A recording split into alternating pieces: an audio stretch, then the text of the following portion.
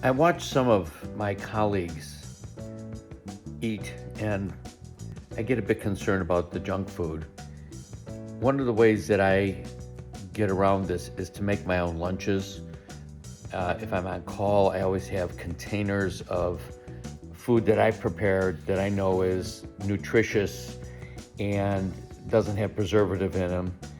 So, as an example, I'm going to show you what I'm going to have. This is going to be made into a salad for myself. Mango, papaya, apple, a pear, a few oranges, banana, and then I'm going to put some protein in it. I'm going to fry up a couple sandwich steaks and cut that into pieces, and then I'm going to mix it into a big salad in this bowl. So now we have our bowl full of our oranges, bananas, papaya, pear, apple, mango.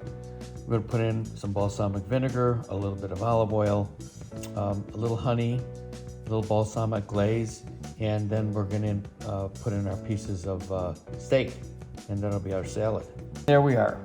There's some steak in there. I also put some walnuts in. So now that'll go into glass containers, and that's good for 3 or 4 days of lunch or snacks.